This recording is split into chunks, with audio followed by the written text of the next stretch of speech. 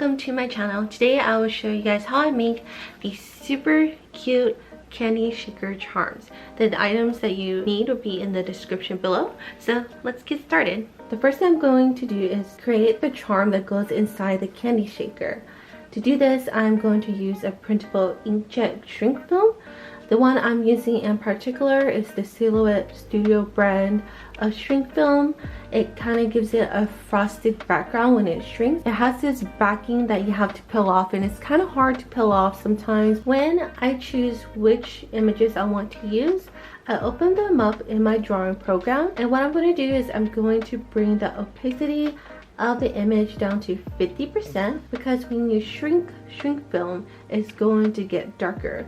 So you don't want to leave it at 100% opacity or it's going to be super dark. I also raise the saturation of the image by 50%. I'm going to open it up in Silhouette Studio, which is the program that cuts my stickers for me on my Silhouette portrait too, but you can definitely cut these out by hand.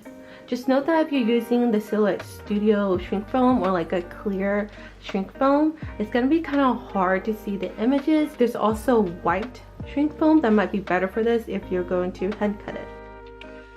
Once I have everything in Silhouette Studio the way I want it, I'm going to print it.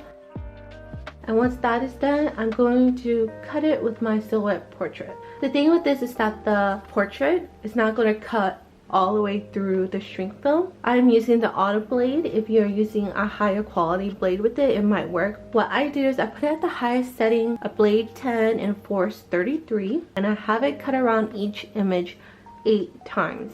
Now even after it does that, it's not going to cut all the way through, but it'll make it easier to just make the nice outline, and I could just fix up the rest by cutting around it and slowly peeling it off where the Silhouette portrait has already cut it. Once you have it cut, make sure you follow the baking instructions given on the packaging of your shrink film. Once it's all done, I like to spray the shrink film, and I just spray it with this clear matte spray. It's just an extra safety measure. You definitely don't have to use this. Now that that is done, the next thing I'm going to do is create the candy wrapper part of this charm.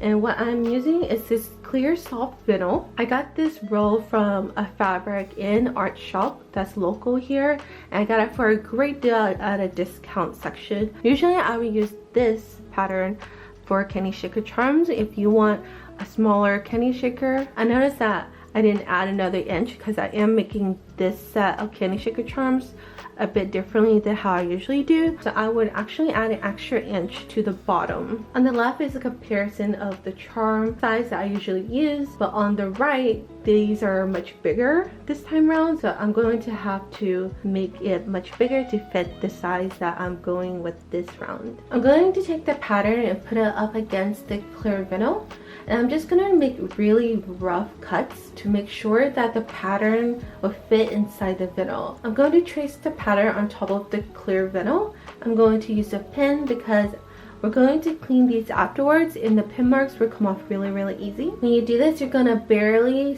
see the marks, which is fine. Now we're going to cut the rectangle out. Use a nice pair of scissors. And it's okay if we don't cut this out nicely because most of the edges are going to be cut off. Before moving on to the next step, make sure you just fold your clear vinyl like a candy shape, like this. And then stick your charm inside to make sure that your charm is going to fit in the clear vinyl bag. Because you don't want to make the clear bag and find out that it doesn't even fit inside. That is definitely not what we want. As you can see here, Captain Froggle fits in pretty good. Now I'm going to clean each and every piece of clear vinyl. I'm just going to spray it with the cleaner and wipe the front and the back of each side and dry it the best that I can. I'm also going to make sure that I get those pen marks. The next thing we're going to do is choose which washi tape design we want to use with our charm.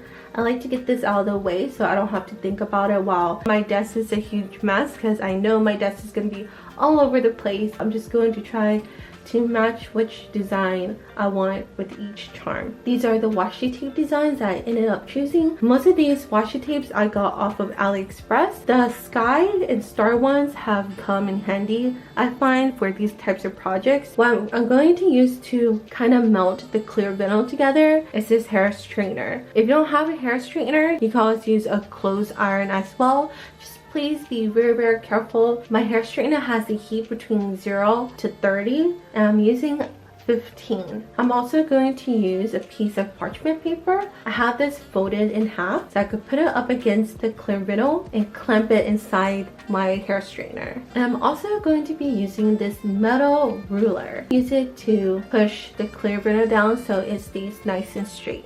Take your clear vinyl and fold it in half like this. Make it as nice and straight as possible. And then we're going to put our parchment paper at the end here and clamp it with our hair straightener. I'm going to hold it for 20 seconds. And I'm going to use my metal ruler to push down on it. Trying to pull it apart and it's not pulling apart, so that did a really good job. Now I'm going to use my paper trimmer to make this edge straighter. You can also just use a pair of scissors. Once that is done, we're going to do the same thing to one side of the clear vinyl. On the right here, you can see that there's kind of like a air bubble. It's not really an air bubble, but you can see that on the right side, the edge is not sealed all the way. So if you don't have it sealed properly, some of your confetti or little charms that you put in there can get stuck in there, and that's not what we want. If you're having trouble with that, something I personally like to do is use thread and needle, and it also adds a little extra color and uniqueness to the charm. I'm just using a back stitch. I'm going back and forth until I get all the way across. You can also use a sewing machine if you're comfortable with that. Once that is done, you should get something like this, and it's really cute. It's slowly starting to come together. Now it's time for the fun part. We're going to put all these fun little goodies into our candy shaker charm. A lot of these things you can find on AliExpress. These sets of sparkly stuff I actually got from the local dollar stores. These bubbles and these little glittery nail stuff, and these jewels I got from AliExpress, and these cute little felt hearts I got from the dollar store as well. These are perfect for candy shaker charms. They look so cute. Let's put this candy shaker charm together with the Captain Froggo charm.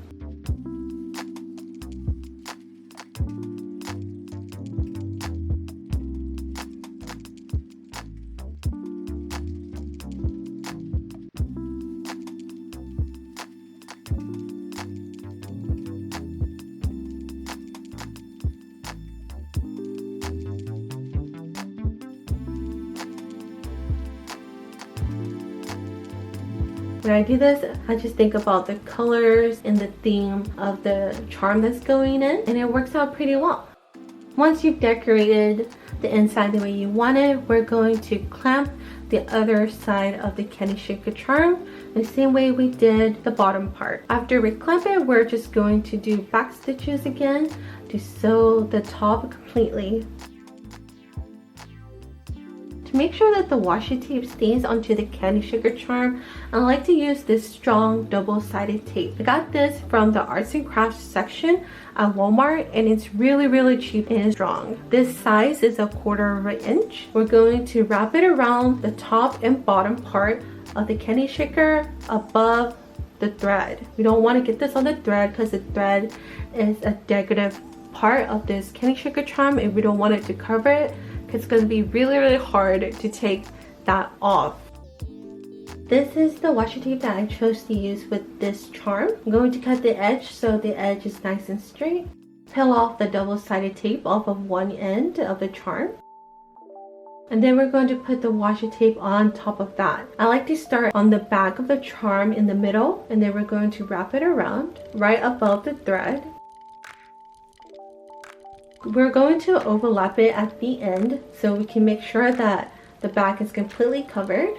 Then we're going to cut it as nice and straight as we can. And then we're going to cut a little piece of the double-sided tape, and we're going to put it at the very end of the washi tape. This will keep the washi tape from peeling off.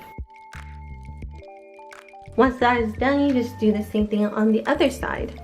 To make the edges look like candy, we have these pinking shears from the fabric store. These are usually used to keep the fabric from fraying.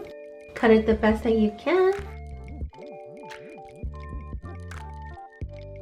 And this is how it looks like once you use the pinking shears. Now I'm going to pierce a hole on the side of the candy shaker charm. The tool that I'm using is a tool that helps to make the holes and beads wider, and you can find this in the beads section of Michaels, or you can use something called an awl. Now I'm going to take this super cute star keyring and a jump ring and pull it through the hole that I just made. I'm going to add a little extra decorative element to my candy shaker charm, so I put these pastel beads on this eyelet. I bought these pastel beads off of AliExpress, and the eyelet is from Michaels. I'm going to put this through the jump ring that I just put on the candy shaker charm, and I'm going to close it. Once that is done, I'm going to take another jump ring. I'm going to put this jump ring through the top of the eyelet, and then I'm going to put my star keychain through as well. I'm going to close it. And once everything is done, this is how it looks like. Isn't it so cute? I'm so happy with how these turned out. I hope that you guys try this tutorial out. If you do, let me know. I would definitely love to see your candy shaker charms if you make them. You can tag me on Instagram at making art if you do. I hope you guys have a lot of fun making them.